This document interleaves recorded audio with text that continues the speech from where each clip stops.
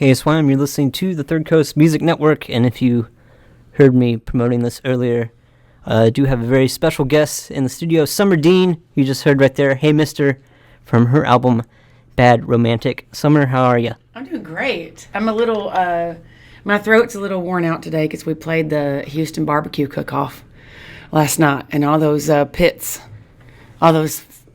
got in my throat. United Airlines had one pit that looked like a 737 airplane, and like you opened it and like the smoking inside the airplane. It was crazy. Yeah, it was cool. I was like, what are we doing here? You know? Oh man. Well, I guess I want to start things off by congratulations on your Ameripolitan Award. Yeah. Best Thank you. Yay. Honky tonk female. I've kind of explained a little bit earlier. I played Katie Shore earlier, and she was best musician. But yeah, you're honky tonk female. It's Dale Watson's award thing, but you kind of want to maybe talk about the weekend. Yeah, of course. So yeah, I'd love to. Many moons ago, how it started is Blake Shelton called traditional country music like music for your grandpa's music, or nobody wants to listen to the music of your grandpa. Old farts. That's what it was. Yeah. And Dale took that personally, and he basically made a home for roots-based music. And there's 4 categories. There's outlaw, western swing, rockabilly, and honky-tonk. And then there's female, male, and group subcategories within each genre. And then there's festival and venue and musician of the year and things like that. But and it's been going on for a while, and it's gotten really established. And Katie Shore got Musician of the Year, and so it's a public nomination. And then once the nominees, there's 4 nominees, and then once there's a panel of experts, listeners. I'm making quote marks with my fingers. There's a panel of experts that help vote the winner as well as a public vote. So yeah, I said this on stage, but winning an award that says female and honky tonk in it makes me really proud. Oh, that's awesome. Yeah. Well, congrats again on Thanks. that. So, I just wanted to get that off the first is congrats on winning that. But yeah, let's kind of just dive in a little about you. I know you're kind of from the Fort Worth area originally. Yeah. Well, originally, I've lived there about 20 years. So I went K through 12 in Jacksboro, like up near Wichita Falls. But my family, we're from Clay County, Henrietta, which is right by Wichita Falls, neighboring county. And we've been running cattle in Henrietta since the 30s. Wow. So my parents live there now, and that's where I'll retire. So does it even go back further than that? Are you like a 6th generation Texan or whatever? Yeah, but the land ownership didn't start till late 30s or mid 30s. And so, but before that, we worked for my great whatever granddad, worked for R.A. Brown, which is a big ranch out there. And then before that, we came from Throckmorton County with Charles Goodnight. And so we're a cattle family. Yeah, I knew you had it's in our DNA. Yeah, the cattle roots, which is always kind of impressive to me being from the suburbs, is just to hear people. It's like, I have this lineage of cattle families, so that's pretty cool. But I'm grateful for it. So obviously you're not in the cattle business, well, most of the time, but how did you kind of just get started with performing and songwriting? I always kind of did it. I was in First Baptist Church there in Jacksboro. My mama was the piano player, and she played piano there for 40 years. And I'd always get up and sing church songs, and that kind of introduced me to the stage.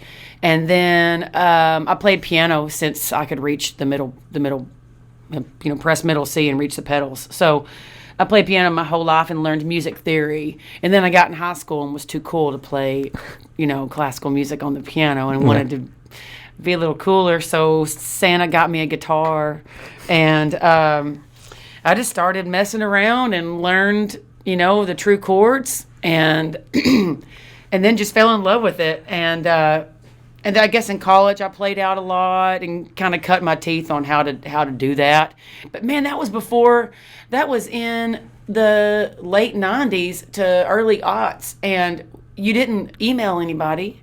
You showed up, it's old school. You showed up to the venue and you asked if you could play a gig, and with your guitar in hand, and they put you up there as some kind of audition, and then next thing you know, you're playing every Tuesdays at Joe's Crab Shack, and which I did, So, but yeah, I kind of cut my teeth there in Lubbock, and then I kind of quit. I thought as a woman I wasn't good enough, and I needed to go get married and have babies, and that never happened. So I found myself back with a guitar in front of my belly and started writing songs. I always kind of did write songs, but I didn't take it really seriously until like the last 8 or 9 years.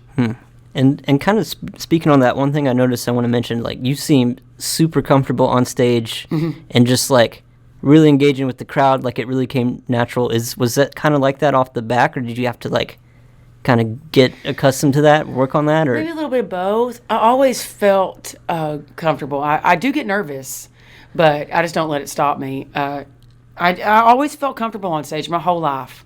But I've had a lot of experience through FFA and public speaking, and then, like I said, the church, and then in college. And I just always felt comfortable. But I had a lot of experience up there, and I've learned that the more yourself that you are, the better you are on stage. Anyway, So, I mean, there's a certain poise that I think I probably lack sometimes on stage, but I don't. But I don't mind. I love it. But that's the fun part to me. Yeah. Yeah, well, definitely the times I've seen it, it always seems like you're just really having fun and kind of interacting with the crowd back and forth and all that. So I was just curious on that, if that was kind of worked up or just kind of came natural. Well, a little bit of both. I mean, like in the bars, I think, man, these people came out tonight. They got a sitter and they want to have a good time. Yeah. So I try to give them one. Cool. Well, we can talk about it, but seeing as you have a guitar right here, do you want to perform a song for us? Yeah. This guitar is Doc. His name's Doc. Not after Doc Watson, but do I need to move this microphone? We good on the... Yeah, I think we're good on that. Is named Doc after a therapist. So he's like a doctor.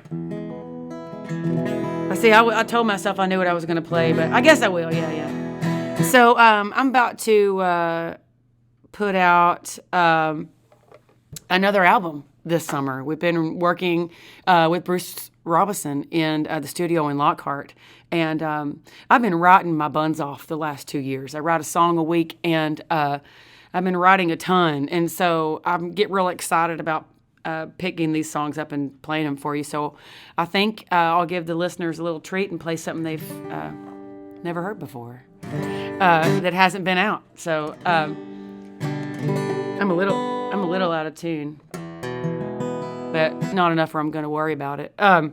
Well, I wrote this song. It's called Might Be Getting Over You. And I wrote this song imagining some big old 6'4" tall, punchy guy with a big old flatbed truck wanting to take me out dancing to the rodeo dance. So I wrote this one. For your scorecards and your bulletins, the key of E.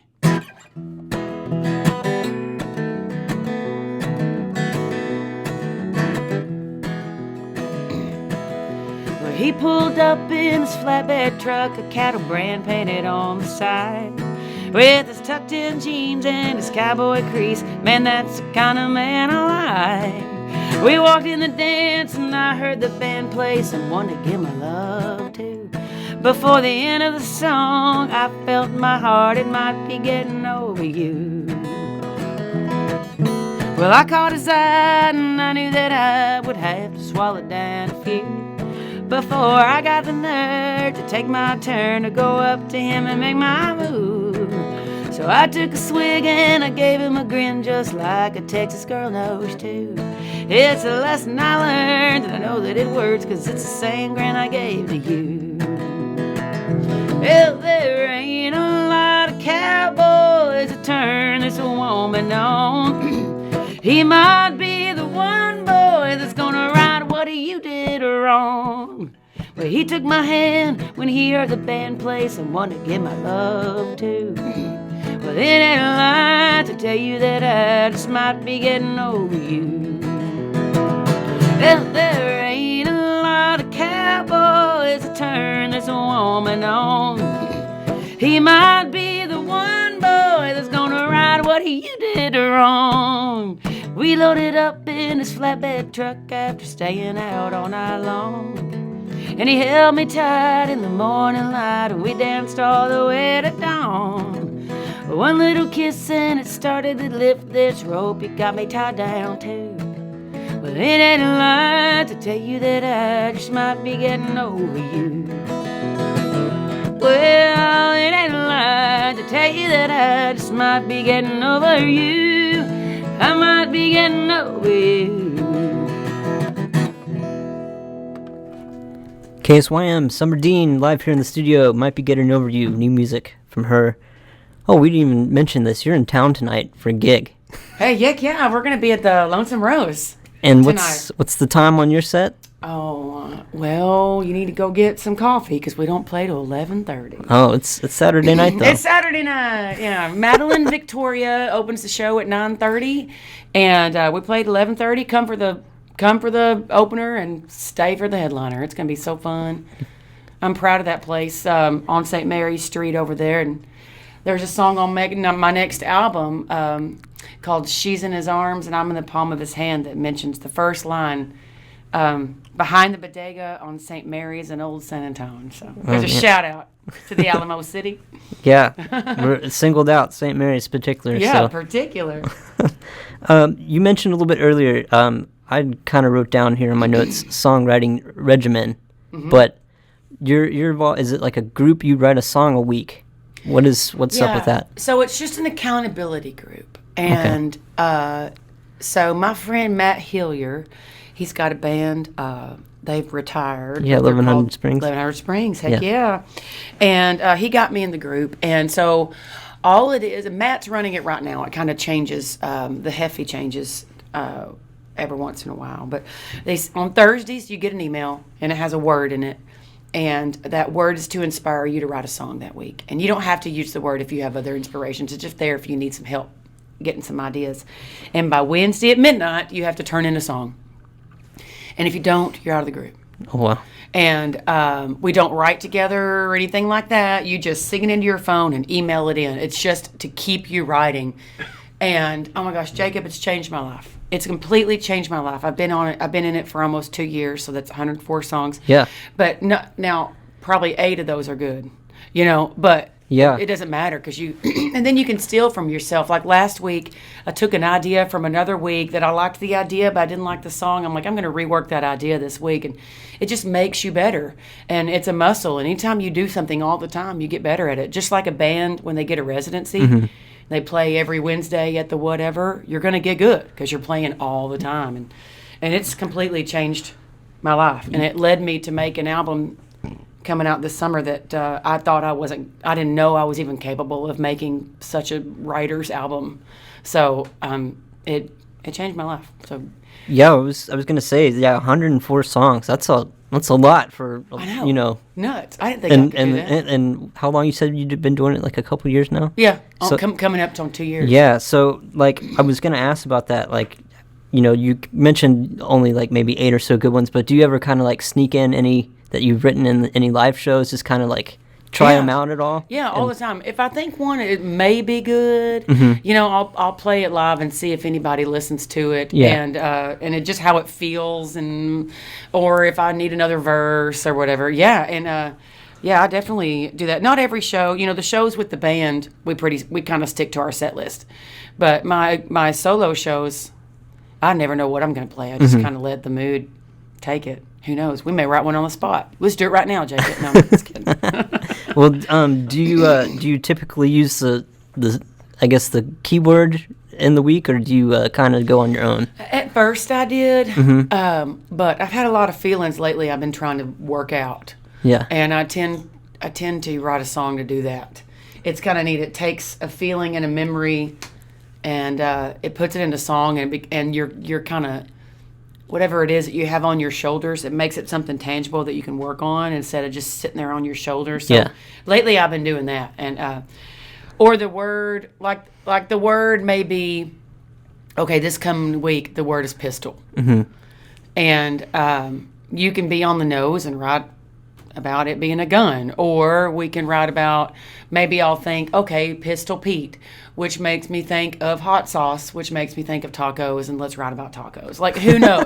Sometimes it kind of, I do use it, but but that's what it's there for. It's just to help you think. Yeah. And we kind of talked about this before you got on. I put that Johnny Bush liner, and you said that, hey, mister, the intro was from Johnny Bush's version of There Stands the Glass. And I was kind of wanting to ask about, when you do these songwriting things, like, do you ever think about, like, kind of touching on your inspirations, like, oh, so-and-so I like would do a song kind of like this? Because I know All you the are time. kind of pretty open about your inspirations a lot. Yeah, all the time. All the time. What is it? There's some quote about stealing and artistry and writing, songwriting. I don't know. There's some quote about it. But yeah, I steal all the time. But yeah, a while ago, Jacob played Hey Mister, and Johnny Bush did a, what are they called? Radio spot? A liner. A liner, yeah.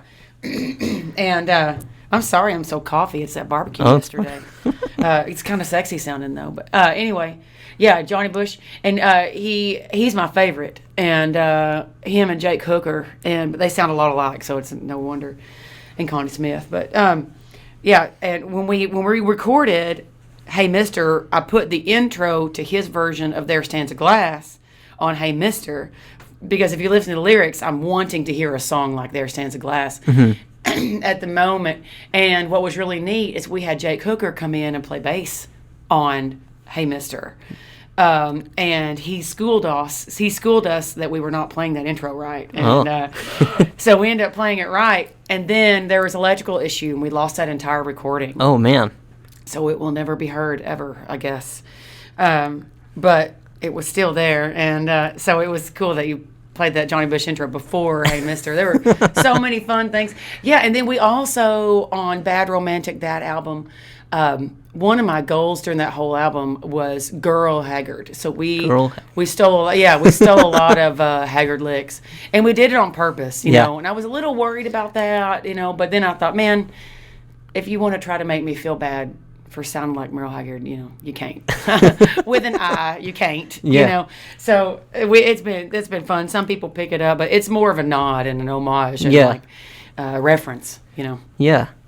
No, that's real great. Yeah, the CD's we were kind of in a radio limbo during the pandemic, and they were remodeling it, so I didn't get to play it as much as I'd like live in person, but it's nice to kind of revisit it now. Yeah, it's pretty good. And it's a cool record. And yeah, it's pretty good little record, yeah. Oh, I agree, for sure. But yeah, you mentioned writing songs, new album, and like I said, you got a guitar here. You want to do another one for us? Sure. Yeah, I'll do something off Bad Romantic. Okay. I wrote this song's, it's my hit, I guess you could say, if you look at numbers. Another in the key of E. Well, a long time ago, I'm going to tell the whole story because I like stories. But one of my girlfriends told me one time, Summer, you need to flirt better. Men don't understand if you're just being friendly in Summer Dean or if you're actually like flirting with them. And so she gave me some pointers. And I picked out this really nice guy to practice on. And so I slid into his DMs. And I said, hey, this is Summer Dean. Would you like to have Christmas cocktails with me? I know a good place. And he said, nothing. He completely blew me off and left me on red. And so it made me mad. And I started thinking, man, that guy was just lucky I was lonely. And so I stopped and said, as a songwriter, that's good. And I wrote that down. And I wrote a whole verse about how there's this girl and she's normally out of this guy's league. She's out of most guys' leagues. But tonight she's really vulnerable because whatever's gone down in her life, who knows. So I deleted that whole verse and just gave her a Wayland tattoo and thought that made her cool enough. And wrote the first verse and left it alone. And never touched it for about a year. And then I was at one of Coulter's shows where we met and became instant friends, and he's a good buddy of mine. And something in my gut just opened up and thought, you got to talk to Coulter about this You're Lucky She's Lonely song. And so I texted him and thought, well, the worst that's going to happen is nothing. So I texted him. I said, I got this song. Would you want to write it with me and maybe sing it? And he said, yeah, sure. It's my birthday. Give me 24 hours and I'll get you a verse.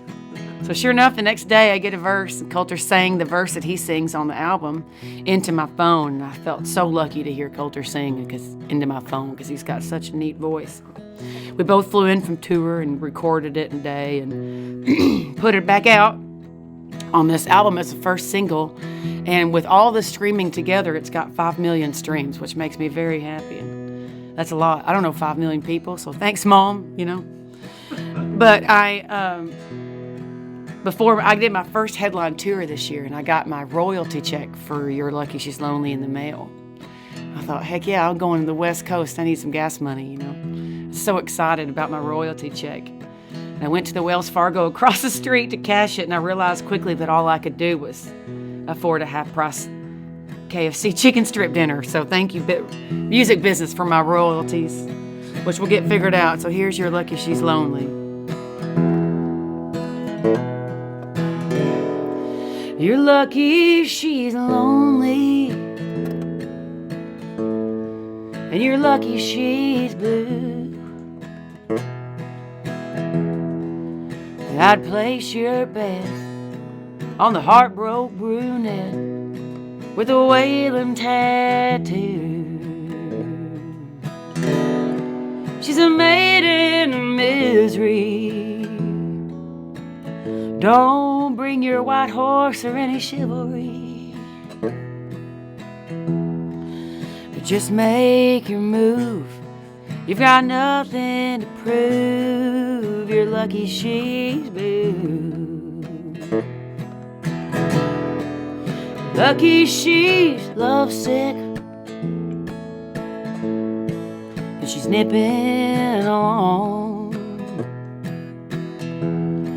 Well, there's no cure but time for a past love unkind and a busted up home.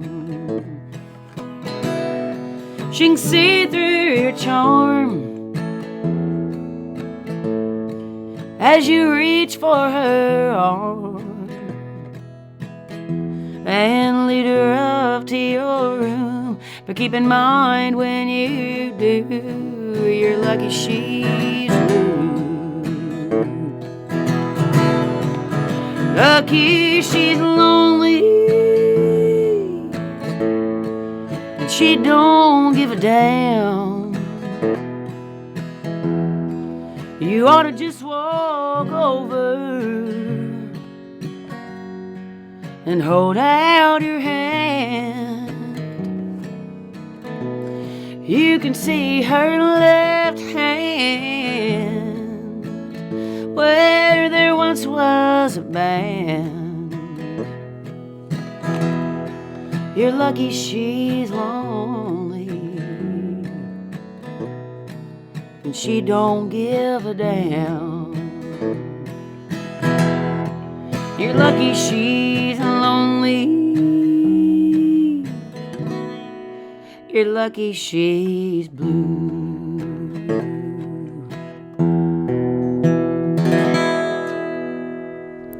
KSYM San Antonio, you're listening to the Third Coast Music Network. Summer Dean, live here in the studio, doing a live version of You're Lucky She's Lonely. Summer, that was great. Thank you. Sad Bastard songs, man. I love them. Well, if you're in the mood for them, can see you tonight, right? Well, we've got, we're probably 2 slow songs in our 90-minute set. But yeah, we played the Lonesome Rose tonight. Madeline Victoria is at 9:30, and we're at 11:30. It's a good time every time. And I'm going to tell you this. We got this thing going on. I got a great Texas band, and I haven't named them yet.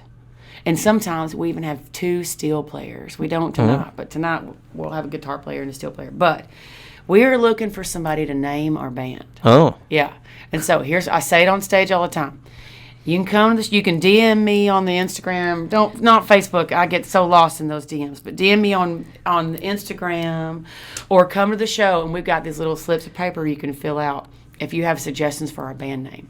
Summer Dean and Summer Dean and her, whatever you want to come up with. And if we pick your band name, here's what you win. So for 2023, the whole year, we don't have an all access pass. We have a y'all access pass. Oh. And you get that, and we take care of you. Wherever we are, you're VIP. You get in with us. You're backstage. You're one of us at any show we play all year long.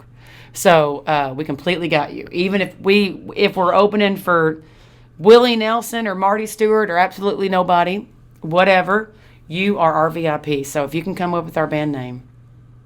Oh wow, that's a pretty, I know, pretty fun. Yeah, that's a pretty compelling offer right there. I'm picky. Yeah? Yeah. Are there any rules or requirements or? Well, my favorite is The Strangers, but Merle Haggard took Yeah. that. We can't do that. So I'll tell you some hints. I don't want it too bar-ish because I don't want to be just another bar band. They're a real band, and they're very good. I like little punchy, ranchy things. Mm-hmm. I don't know. We'll see. And how is this? Is you pick it, or does the band have a say in this? Yeah, or? they have a say, but Okay. I mean, it's my. They don't even have a name. Yeah. Yeah, no. I'm gonna pick it. There are two that are not the winners, but the two that I haven't just completely gotten rid of are my friend Zane Williams of Wilder Blue. Wilder right? Blue. Yeah. He said Summer Dean and the Work Shirts. Oh, okay. But that's not it. But I didn't hate it. But Yeah. that's not it. And then I'm a steel guitar fanatic, and I'll say it, snob. And one of my favorite, I like about two brands of steel guitars, and they're Showbuds and Emmons. And so I have thought about Summer Dean and the Showbuds. Oh. But none of them are just it yet. But those Yeah. are two that I just haven't dismissed. So I don't know. We'll see. Okay. And Maybe somebody's got an idea. And you said we have until the end of the year. Is that how long this is going on? I guess it'll go on until we find Until it. you find a name? Yeah. Okay. Someone said the other day the Bandoleros, but that was Johnny Bush's band. Yeah, that was. So, yeah. So So. can't do that. Maybe Yeah, you but I like that. That's a good one. can combine some of these classic ones, like Maybe. those. I was gonna do Strangeleros. Strangeleros or something like that. Maybe. Who Yeah. knows? Yeah.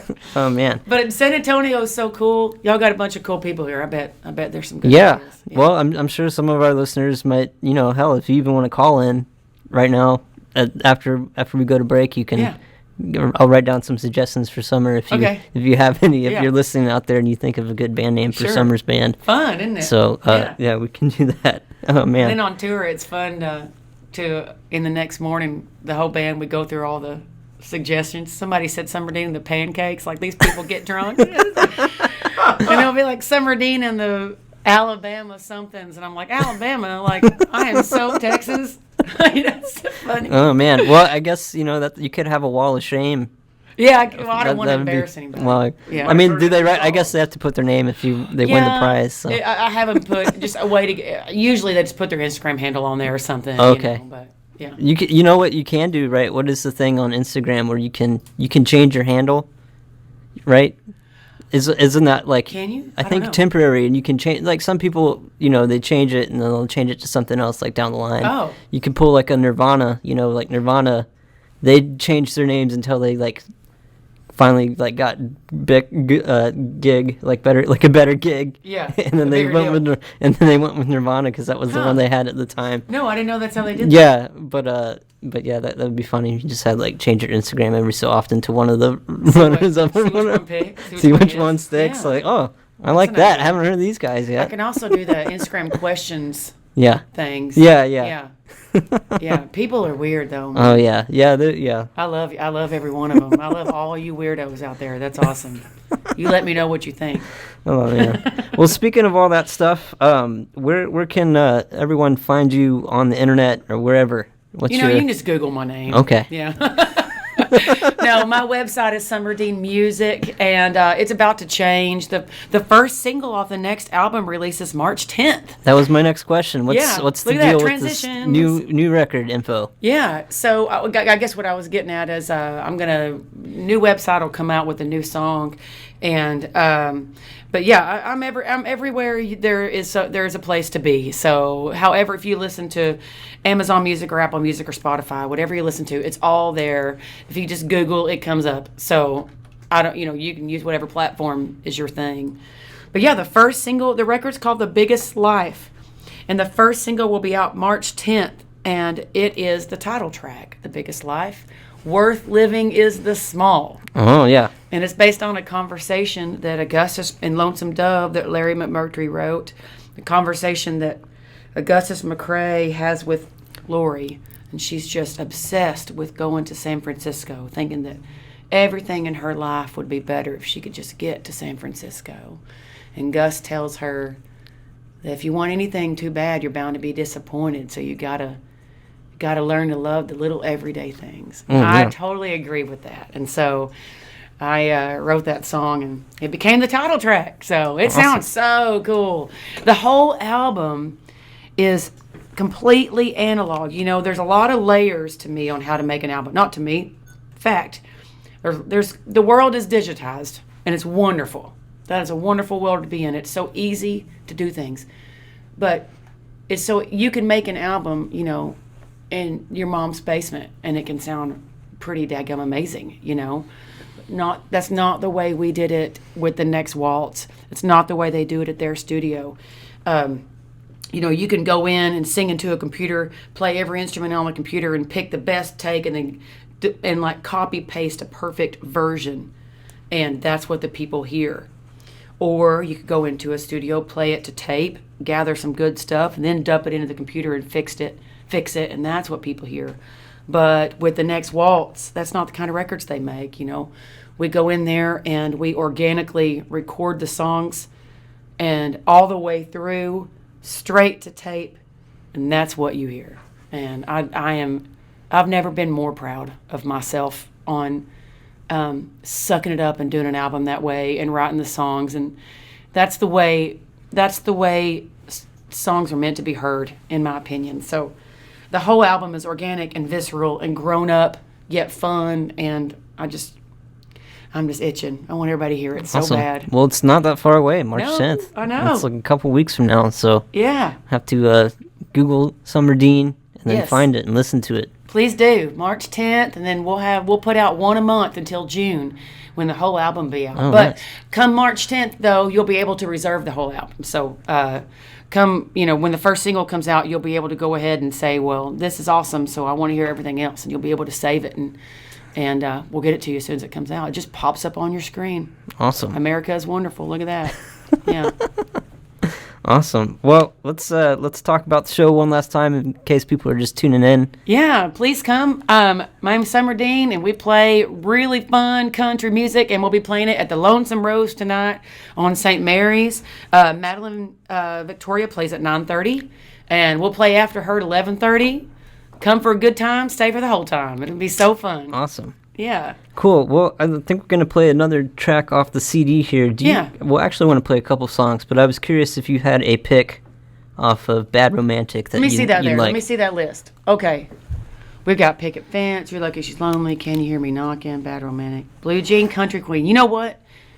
Oh, play Yes Ma'am, He Found Me in a Honky Tonk. Let's play that one. What track number is that? We're playing number 8. Okay. We're going to play this tonight. Okay. This is one of my favorite songs to play live. This song was made famous by one of Merle Haggard's wives. He had 5 of them, and 2 of them were named Leona. And my favorite Leona in the whole world is Miss Leona Williams. And she made this song famous. And every night I dedicate this song to my future mother-in-law, because it's called Yes Ma'am, You Found Me in a Honky Tonk. I hope y'all like it. All right. Summer Dean, Yes Ma'am, You Found Me in a Honky Tonk, from the album Bad Romantic. Summer, thanks again so much for dropping by. No, thank you, Jacob. This is awesome. Awesome. You're listening to the Third Coast Music Network, only on KSYM.